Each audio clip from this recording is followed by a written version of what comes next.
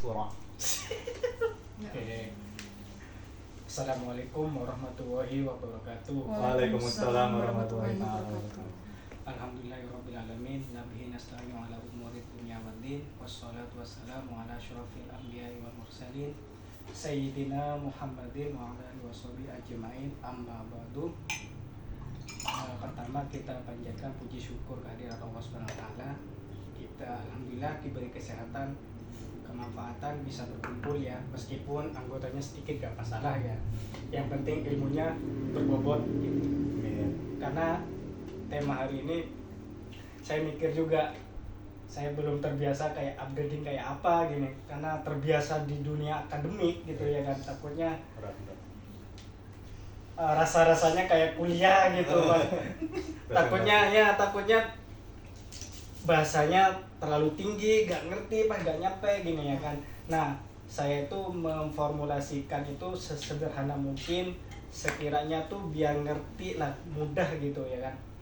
Dan juga yang pertama itu kalau dalam presentasi PPT biasanya tuh kalau orang umum pertama itu biasanya tiplek, gak langsung poinnya gitu. Tapi penjelasannya ya, mereka cuma baca doang gitu ya kan. Betul. Itu saya konfirmasi awal gitu. Saat mengajukan pertanyaan, nanti jawabannya pasti asbun gitu. Nanti kan yang pemateri aja udah lumayan nggak tahu, apalagi yang nanya gitu ya kan, yang lebih nggak tahu gitu. Nah, kita kembali lagi ya kan untuk judul dari Iman Lahir Kepedulian. Ini aslinya judulnya ini berkorelasi sih dengan hifdzubi'ah sebagai gaya hidup muslim sejati. Nah, hifdzubi'ah itu udah kekinian, kontemporer sih aslinya.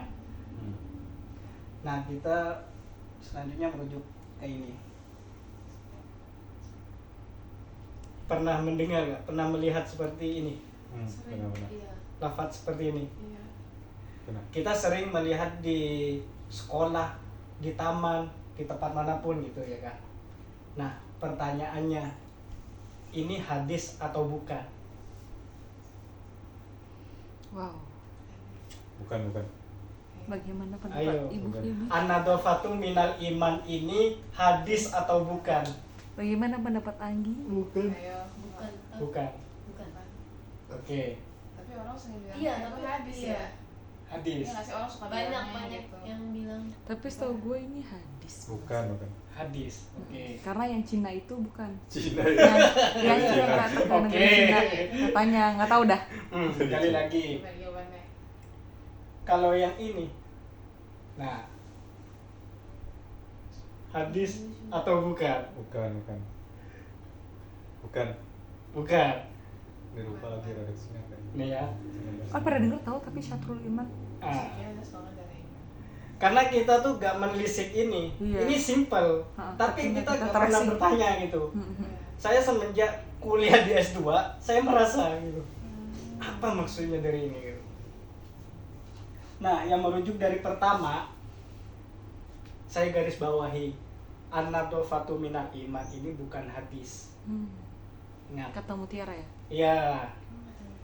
Yang kedua, at-tuhuru syatrul iman. Baru ini hadis. Nah, kalau pingin lengkapnya, versi lengkapnya yang ini. Nah, Iya. ini hadis sahihnya. Jadi kesimpulannya, an-nadhafatu minal iman, refleksinya hadis ini. Simplifikasi ya. Iya. Oh, alay banget. Maksud dari hadis ini pernah mengatakan Ibnu Al-Id dalam kitabnya Syarh Al-Ba'in An-Nawawiyah itu mengatakan at-tuhuru itu kesucian. Tapi ada yang merefleksikan at-tuhuru itu sebagai an-nadhafah, kebersihan. Tapi kalau kesucian ini lebih luas, kompleks. Iya betul. Nah, kesucian ini maksudnya itu udah bersih dari hati, batin, pikiran kita. Fisik juga berarti. Ya, fisik juga dan lingkungan. Kompleks. Nah kalau an-nadhofah cuman satu, bersih apa gitu. Nah iya agak spesifik. Nah ini yang lebih kompleks. Nah at-tuhuru itu kesucian. At-tuhuru itu jamak.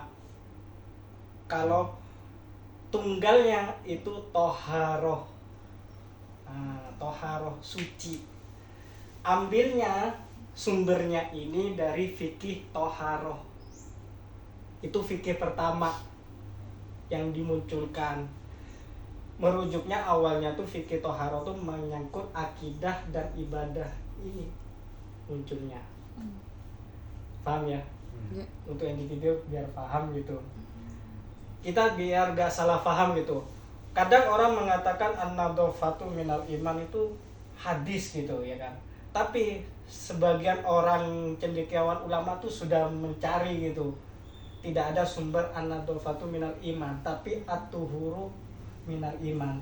Tapi kesucian adalah setengah dari kebahagiaan. Ini yang benar. Karena judul dari awal, karena konsepnya iman adalah kepedulian. Saya ngambilnya judulnya dari ini. Tuh. Oke, korelasinya selanjutnya ini. Apa itu hifzu bi'ah? Kita mendengar sekarang kan, kita sebagai umat muslim ya kan, hifzu bi'ah itu sudah kekinian, tapi dalam teori klasik itu belum ada. Nyampainya hanya di kontemporer, hifzu bi'ah. Nah, hifzu bi'ah itu, hifzu itu artinya melindungi. Bi'ah itu lingkungan, bahasa Arabnya itu artinya lingkungan. Bi'ah itu lingkungan, melindungi lingkungan. Nah ini maknanya, melindungi lingkungan. Dan ini secara pengertiannya kita garis bawahi, bentuk usaha dasar untuk menjaga, melindungi, dan melestarikan lingkungan. Itu tujuan hifzu bi'ah itu adalah usaha sadar kita, hati nurani kita. Yang tadi merujuk dari awal, kesucian itu menimbulkan iman, ilmu, kepedulian. Konsepnya seperti itu. Kalau iman ini belum terbentuk, ngapain kita itu kalau melindungi lingkungan itu? Sungguhnya kita sebagai manusia gitu ya kan, memiliki akal dan nafsu doang kan ya, tapi hati nurani yang belum disebutkan. Nah, hati nuranilah itu yang menjadi hak istimewanya makhluk hidup, yaitu manusia, sebagai ciptanya Tuhan, yaitu Allah SWT. Oke, lanjut lagi. Nah, hifzu bi'ah, biar konteks sejarahnya nih, biar paham. Hifzu bi'ah atau yang kenal dengan fikih bi'ah itu konteksnya dari maqasidun syariah. Ya. Lahirnya maqasidun syariah itu awalnya dari Imam Ghazali. Ini dari sini dulu. Imam Ghazali itu pencetus awal maqasidun syariah itu sebagai metode untuk mencapai tujuan besar dalam syariat Islam. Nah, arti maqasid itu adalah tujuan. Ya, jamaknya maqasid. Tujuan. Iya, tujuan. Artinya tujuan. Nah, tujuan ini tidak semerta-merta hanya dari syariat Islam, tapi ada metode khususnya maqasid syariah ini. Namanya tuh Kulliyatul Khamsah. Kulliyatul Khamsah itu 5 konsep dasar kemaslahatan atau mencapai kemanfaatan lah gitu. Bahasa simpelnya 5 konsep. Yang kita tahu tuh hifzuddin, menjaga agama, hifzun nafas, menjaga manusia, hifzu akal, menjaga akal, hifzun nasl itu hifzun nafs, ini menjaga jiwa, ini menjaga manusia, hifzun nasl keturunan, dan hifzul mal, menjaga harta. Ini dari konsepnya Imam Ghazali sendiri. Ini pencetus awalnya Imam Ghazali. Maqasidun syariah. Nah, pertanyaannya, Maqasidun syariah itu termasuk sumber hukum Islam atau bukan? Apakah makosid syariah Iya, termasuk sumber. termasuk sumber atau enggak? Iya. Kalau dibilang termasuk enggak, cuma itu yang menjadi ibaratnya gini nggak sih? Misalnya kalau masak tuh bahan bumbu kunci, jangan cowok belum tentu ngerti ya. Misalnya komponen komputer, Bumbu enggak itu makosid syariah itu Kunyit. untuk ini kita diskusi seru nih. Iya. Untuk ini nggak sih?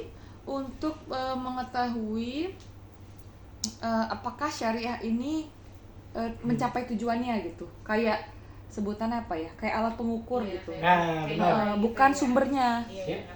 Bener ya? Iya. Iya, iya. Maqasid itu, Maqasidun syariah itu adalah parameter. Iya, parameter. Astaga susah banget. Iya, ya. ngomongnya susah. Oh, susah banget itu. Gue malah inget bahasa Mati fisika layang, apa mati gitu. layang gitu. Ada bahasa fisikanya kan apa gitu untuk alat pengukuran apa? Parameternya. Iya, Ya, parameter, betul. Tolak betul. ukurnya. Iya sih. Tujuannya kemaslahatan itu sendiri. Iya. Nah, metodenya ini wajib ini 5 konsep dasar ini wajib.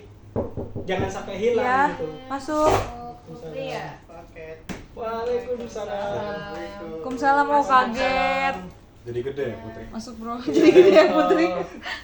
Putri jadi gede. Dia berubah dah. Ya Allah. Ini putra ya? Putri. Ini Putra ini. Tuan Putra. Oke. Apa kabar Tang? Makanya sehat, Bintang. Sehat alhamdulillah. Alhamdulillah. Pinjam mikrofon Tang. Oh ya. Kirain lagi membajak manjat gunung.